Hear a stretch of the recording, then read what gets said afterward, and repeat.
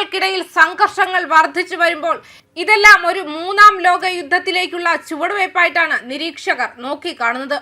ഒരു ഭാഗത്ത് സംഘർഷങ്ങൾ അവസാനിപ്പിക്കാൻ ചർച്ചകൾ നടക്കുമ്പോൾ മറ്റൊരു ഭാഗത്ത് സംഘർഷത്തിന്റെ തീവ്രത വർദ്ധിപ്പിക്കുകയാണ്. ജനീവയിൽ ചർച്ചകൾ ആരംഭിക്കുന്നതിന് മുൻപ് റഷ്യ 29 മിസൈലുകളും ഏകദേശം 400 ഡ്രോണുകളും ഉപയോഗിച്ച് വൻ ആക്രമണം നടത്തിയതായിട്ടാണ് ചൊവ്വാഴ്ച ഉക്രൈനിയൻ പ്രസിഡന്റ് വ്ളാഡിമിർ സെലൻസ്കി അവകാശപ്പെടുന്നത്. ആക്രമണത്തിൽ കുട്ടികൾ ഉൾപ്പെടെ 9 പേർക്ക് പരിക്കേറ്റതായി സെലൻസ്കിയുടെ പ്രസ്താവനയിൽ പറയുന്നുണ്ട്. എക്സിൽ പോസ്റ്റ് ചെയ്ത ഒരു വീഡിയോ സന്ദേശത്തിൽ സെലൻസ്കി മോസ്കോയെ വിമർശിക്കുകയും ചെയ്തു. ആക്രമണം അതിന്റെ യഥാർത്ഥ ഉദ്ദേശം കാണിക്കുന്നുവെന്ന് പറഞ്ഞു. റഷ്യ തൊടുത്തുവിട്ട 29 മിസൈലുകളിൽ 25 എണ്ണവും കീവ് വെടിവെച്ചിട്ടതായി യുക്രൈനിയൻ പ്രസിഡന്റ് അവകാശപ്പെട്ടു.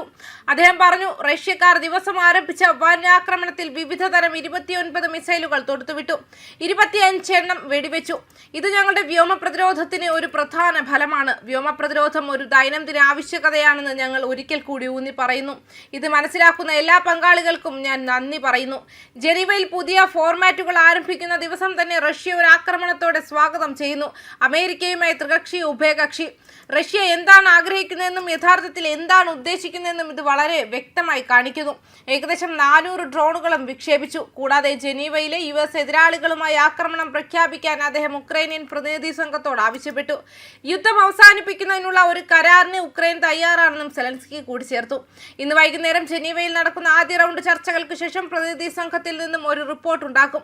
ഈ ആക്രമണങ്ങളുടെ വിഷയം സംഘം തീർച്ചയായും ഉന്നയിക്കണം. ഒന്നാമതായി ഉക്രൈനും റഷ്യയും ആക്രമണങ്ങളിൽ നിന്നും വിട്ടുനിൽക്കണമെന്ന് നിർദ്ദേശിച്ച അമേരിക്കൻ പക്ഷത്തോട് ഉക്രൈൻ തയ്യാറാണ്. ഞങ്ങൾ യുദ്ധം ആവശ്യമില്ല.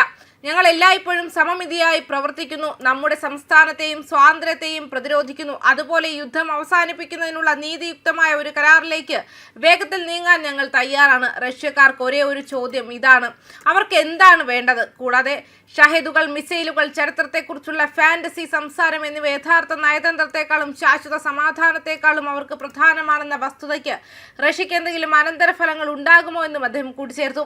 2022 ഫെബ്രുവരിയിൽ ആരംഭിച്ച ഉക്രൈനും റഷ്യയും തമ്മിലുള്ള യുദ്ധത്തിന് ചർച്ചയിലൂടെ പരിഹാരം കണ്ടെത്തുന്നതിന് അമേരിക്കയുടെ മധ്യസ്ഥതയിൽ നടന്നുകൊണ്ടിരിക്കുന്ന അന്താരാഷ്ട്ര ശ്രമങ്ങളുടെ ഭാഗമാണ് ജനീവ ചർച്ചകൾ.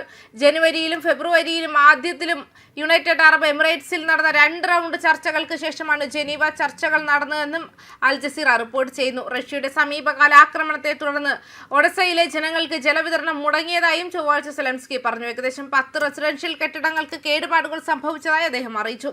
ഒരു എക്സ്പോസ്റ്റിൽ ഉക്രൈനിയൻ പ്രധാനമന്ത്രി എഴുതി, ഇതൊരു സംയുക്ത ആക്രമണമായിരുന്നു. നമ്മുടെ ഊർജ്ജ മേഖലയ്ക്ക് കഴിയുന്നത്ര നാശനഷ്ടങ്ങൾ വരുത്താൻ മനഃപൂർവ്വം കണക്കാക്കി ബാലിസ്റ്റിക് ഉൾപ്പെടെ ഏകദേശം 400 ഡ്രോണുകൾ, വിവിധ തരം 29 മിസൈലുകളും ഉപയോഗിച്ചു. ഗണ്യമായ എണ്ണം വെടിവെച്ചു. പക്ഷേ നിർഭാഗ്യവശാൽ ആക്രമണങ്ങളും ഉണ്ടായി. ഒഡസയിൽ ഡ്രോൺ ആക്രമണത്തിന് ശേഷം 10,000-കണക്കിന് ആളുകൾക്ക് ചൂടുവെള്ളവും ലഭ്യമല്ല. ആവശ്യമായ എല്ലാ സേവനങ്ങളും സഹായിക്കാൻ പ്രവർത്തിക്കുന്നു. മൊത്തത്തിൽ 12 പ്രദേശങ്ങൾ ലക്ഷ്യമിട്ടു. നിർഭാഗ്യവശാൽ കുട്ടികൾ ഉൾപ്പെടെ 9 പേർക്ക് പരിക്കേറ്റതായി റിപ്പോർട്ട് ചെയ്യപ്പെട്ടിട്ടുണ്ടെന്നും വ്യക്തമാക്കിയിട്ടുണ്ട്. ന്യൂസ് ഡെസ്ക് കർമ്മ ന്യൂസ്.